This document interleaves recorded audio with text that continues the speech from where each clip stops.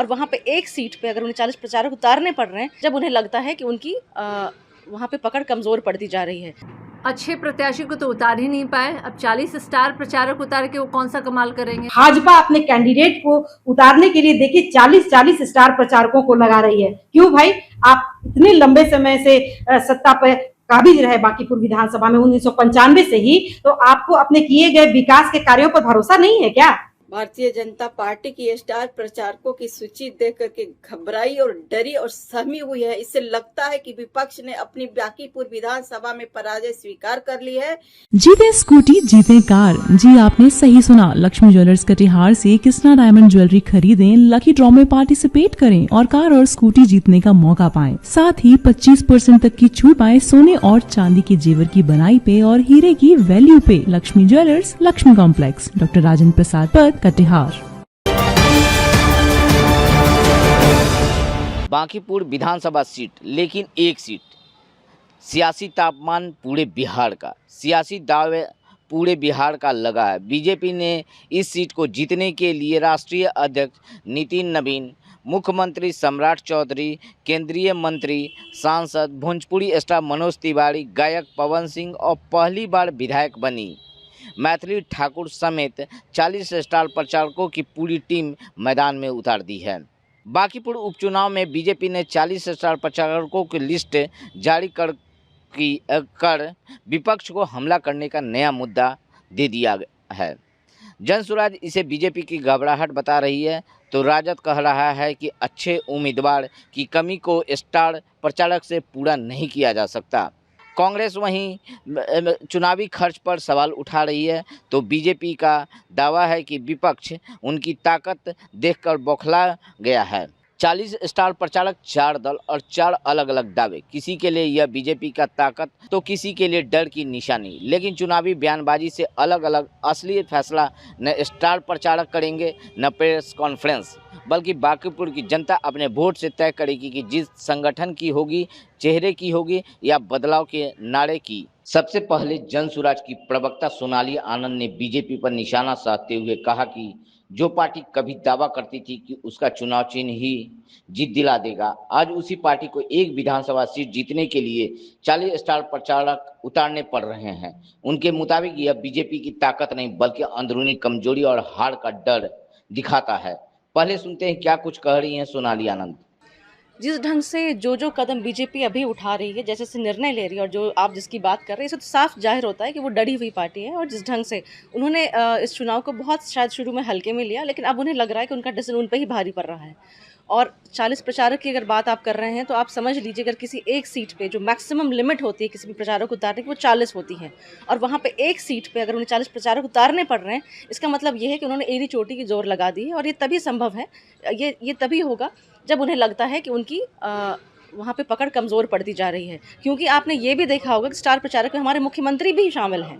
तो ये सबसे बड़ी बात है कि जिस पार्टी अपने आप को बहुत ही मजबूत पार्टी कहती है, पूरे देश का नंबर 1 संगठन कहती है, उसके प्रचार करने के लिए एक सिंपल से कैंडिडेट के लिए सीएम को उतारना पड़ता है। तो आप इस बात का इस बात से ये भी निकाल सकते हैं कंक्लूजन कि उन्होंने आज तक ज़मीन पे काम नहीं किया।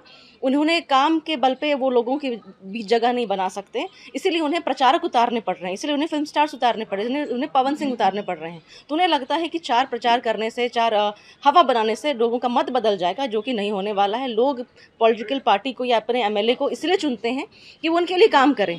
आपने उनके लिए काम नहीं किया, अब आप प्रचार करें, चाहे प्रसार करें, चाहे अन्य हथकंडे अपनाएं, इसका कोई फ़र्क नहीं पड़ने जा रहा है। ये जो भी आपका निर्णय, ये साफ दिखा रहा है कि आपने 40 साल में बिहार में कोई काम नहीं किया, 20 साल में आपने बिहार में काम नहीं किया, विधानसभा में अपने काम नहीं किया। और रही बात जितने 21 राज्यों की हम बात करते हैं, 20 से अधिक राज्यों की बात करते हैं जहाँ आपकी सरकार है, बीजेपी की एनडीए की सरकार है, वहाँ भी आपने काम नहीं किया। क्योंकि हर जगह आपको आज मुँह की खानी पड़ रही है, हर जगह आपको आपके ही वोटर्स आज आपका विरोध कर रहे हैं। तो क्या बीजेपी इसको प्रतिष्ठा का अपना विषय बना रहे हैं? बिल्कुल, ये प्रतिष्ठा का ही विषय उन्होंने बना लिया है। उन्होंने ये इस बात को या इस चुनाव को लोग तंत्र का हिस्सा कभी देखा ही नहीं। उन्होंने ये बात रखी हमेशा सामने कि हमारा ये गढ़ है। उन्होंने कभी ये बात नहीं कही कि जो जनता के लिए बेहतर प्रतिनिधित्व निधि होगा उसका चुनाव हो। उन्होंने हमेशा ये कहा कि हमारी सीट है। उन्होंने ये कभी नहीं कहा कि जो अच्छा काम करेगा, जो जनता के लिए समर्पित है, जो जनता के लिए काम करता रहा उसे चुनिए। उन्होंने कहा हमें चुनिए क्योंकि हमारी सीट है, ये हमारा गढ़ है। तो ये बेसिकली एक जो अहंकार की बात बीजेपी की स्टेटमेंट से या उनके नेताओं के वाक्यों से हमेशा निकल के आता है, वही यहाँ पे निकल के आ रहा है। जनता की ज़रूरतें, जनता की परेशानियां वो साइड में चली गई, उनका ईगो सबसे प्रथम हो गया यहाँ पे। तो क्या आपको लगता है कि इस बार बांकीपुर का चुनाव पहले से ज़्यादा कड़ा हो गया है? कड़ा मुझे लगता है कि चुनाव की बात जैसे पहले अनुमान लगाई जा रही थी कि ये टफ चुनाव होगा, लेकिन जैसे जैसे समय आगे बढ़ रहा है मुझे लगता है कि ये चुनाव एक तरफा होते जा रहा है, क्योंकि आपके कैंडिडेट जिस ढंग से आपने उतारा उसकी लोकप्रियता लोगों में कितनी है, लोगों के बीच एक्सेप्टेंस कितनी है, ये हमें धीरे धीरे दिखाई पड़ रही है। और रही बात हमारे कैंडिडेट की, उसकी एक्सेप्टेंस, उसकी लोकप्रियता सबसे कंपेयर कर लें, और जिस ढंग से, जैसे मैंने कहा कि भाजपा आज भी प्रचारक के बल पर चुनाव लड़ना चाह रही है। उनके पास अपने काम को दिखाने के लिए, अपने विकास को दिखाने के लिए उस लोकल क्षेत्र में भी कुछ भी नहीं है, इसलिए इनको ये सारी चीज़ें करनी पड़ रही हैं। क्या आपको लगता है कि बीजेपी ये बांकीपुर की जो जनता है किस मुद्दे पर इस बार वोट करेगी? कभी भी जनता अपने लिए ही वोट करती है और अपने विकास के मुद्दों पे ही वोट करती है। जो उनके लिए समर्पित है या जो उनके लिए काम करेगा उस पर ही वोट करती है। कुछ परिस्थितियां होती हैं जहां पे वोटरों को पोलराइज किया जाता है, भ्रमित किया जाता है, जैसे कि पिछले चुनाव में हमने देखा कि जंगल राज का 20 साल पुराने जंगल राज का डर दिखा के, पैसे बांट के वोटर को इन्फ्लुएंस किया गया। तो कुछ चीज़ें होती हैं, लेकिन मेनली चुनाव इसी मुद्दे पे होता है कि जनता के लिए आपने कितना काम किया, जनता की आपने सेवा कितनी की है। और जैसे कि ये चुनाव उपचुनाव है, सरकार न बनने वाली है न बिगड़ने वाली है इससे, तो डेफिनेटली इस बार पूरा मुद्दा लोकल मुद्दा ही रहेगा, लोगों की ज़रूरतें ही रहेंगी। ये बीजेपी की जो रणनीति इस बार हुआ है, इसको किस ढंग से आप मुकाबला में लेंगी?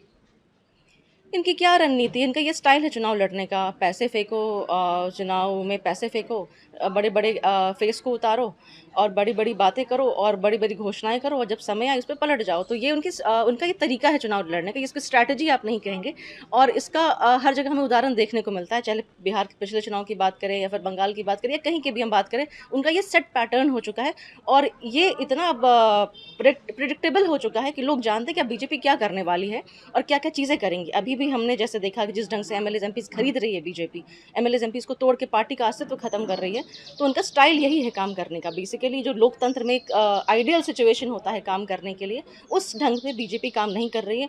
और सबसे अच्छी बात यह है कि जनता को ये सारी बातें समझ में आने लगी। आखिरी सवाल, जन सुराज कितने स्टार प्रचारक उतारने जा रही है बांकीपुर?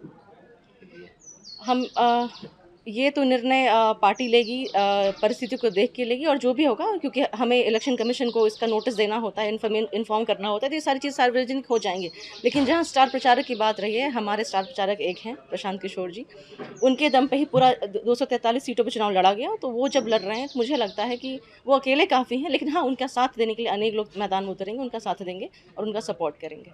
उधर राजद की प्रवक्ता सारिका पासवान ने बीजेपी को घेरा। उनका कहना है कि अगर उम्मीदवार मजबूत होता तो इतने बड़े प्रचार अभियान की जरूरत नहीं पड़ती। उन्होंने तंज कसते हुए कहा कि 40 स्टार प्रचारक भी जनता का फैसला नहीं बदल सकते हैं। अच्छे प्रत्याशी को तो उतार ही नहीं पाए, अब 40 स्टार प्रचारक उतार के वो कौन सा कमाल करेंगे? और बांकीपुर की जो बदतर स्थिति की जिम्मेदार कौन है आखिर? किसकी सरकार रही और कौन 40 सालों से बांकीपुर में किनके विधायक बन रहे थे? भाजपा के ही ना भाई। तो अभी भी तो देखिए बारिश हो रही है, बांकीपुर की जनता से जाके देख लीजिए, पूछिए उनसे कितनी मरनासन स्थिति में वो रहने के लिए विवश हैं। तब ये 40 ठो प्रचारक उतार दे, चाहे वो बॉलीवुड से ले आए आदमी उठा करके, चाहे हॉलीवुड से ला के दे दे, उससे फ़र्क नहीं पड़ने वाला है। इस बार बांकीपुर की जनता ने ये निर्णय लिया है कि परिवर्तन करेंगे वो, और ऐसे किसी को वो विधायक बनाएंगे जो उनके बीच का हो, जो उनके बारे में सोचे।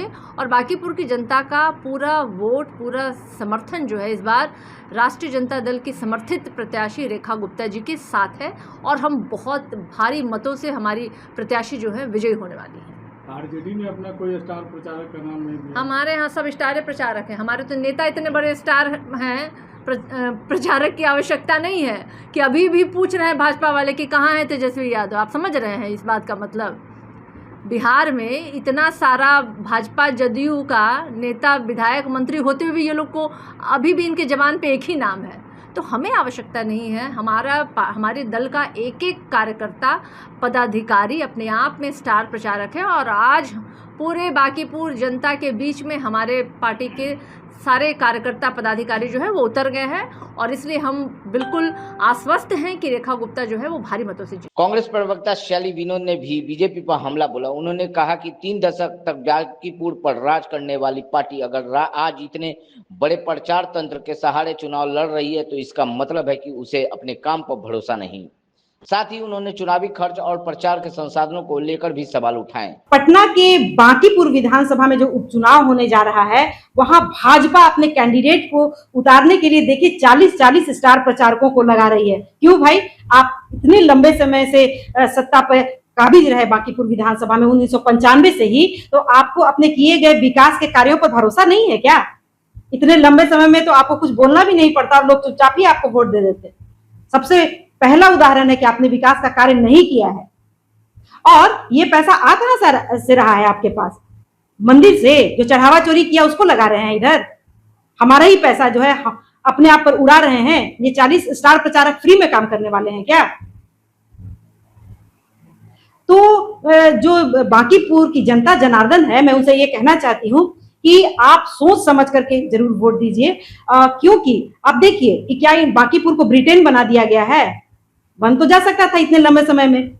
आपने इतने लंबे समय से इनको ताज पहना करके रखा हुआ है। जो विकास के मुद्दे थे, जो नाले थे, जो पुल पुलिया, स्कूल, सड़क, सफाई, ये सब कुछ बढ़िया हो गया है क्या? अगर बढ़िया हो गया है, बहुत फर्स्ट रेट हो गया, तो दे दीजिए वोट। ऐसे लोग को भी वोट नहीं दीजिए। मैं कहती हूँ जो बाद में जिनकी संभावना है अच्छी अच्छी बातें करके भारतीय जनता पार्टी में ही जाने की। महागठबंधन की जो कैंडिडेट है रेखा गुप्ता जी, एज ए महिला मैं कहूंगी कि आप उनको एक मौका दीजिए, देखिए कि उनके विकास के मुद्दे, उनके मैनिफेस्टो क्या है, वो क्या कह रही हैं। और एज ए महिला, एक महिला को मैं मौका देने के लिए बोलूंगी, इसके लिए भी कि जो एक पितृ सत्ता है वो इतना हावी न रहे हमारे सोसाइटी पे, क्योंकि पितृ सत्ता जो है महिलाओं के लिए तो अच्छा नहीं होता है और पुरुषों के लिए भी बढ़िया नहीं होता है। तो जात पात से उठ करके हम विकास के नाम पर वोट करें। वहीं बीजेपी प्रवक्ता पूनम सिंह ने विपक्ष के सभी आरोपों को खारिज कर दिया। उनका कहना है कि बीजेपी हर चुनाव को पूरी गंभीरता से लड़ती है और 40 स्टार प्रचारकों को मैदान में उतारना पार्टी की संगठनात्मक ताकत का प्रमाण है। उन्होंने कहा कि असल में विपक्ष बीजेपी की तैयारी से देखकर घबराया हुआ है। भारतीय जनता पार्टी की स्टार प्रचारकों की सूची देख करके घबराई और डरी और सहमी हुई है। इससे लगता है कि विपक्ष ने अपनी बांकीपुर विधानसभा में पराजय स्वीकार कर ली है, क्योंकि 40 की सूची हमको लगता है कि एनडीए में कम पड़ जाएगी, 100 से ऊपर जाएगी। लेकिन विपक्ष के पास कोई ना नीयत है, ना नीति है और ना नेता है। इस डर से वो घबरा गए हैं, क्योंकि वो जानते हैं कि हमारे भारतीय जनता पार्टी के राष्ट्रीय अध्यक्ष माननीय नितिन नवीन जी लगातार बांकीपुर विधानसभा से चुनाव जीतते आ रहे हैं और इस बार तो प्रचंड बहुमत से हम लोग विधानसभा बांकीपुर जीतने जा रहे हैं। इसी घबराहट में और डर से इस तरह से अनर्गल बयान देकर विपक्ष अपनी हार को स्वीकार कर रही है और जानती है कि उनकी हार पराजय तय है, इसलिए इस तरह से अनर्गल बयान दे रही है।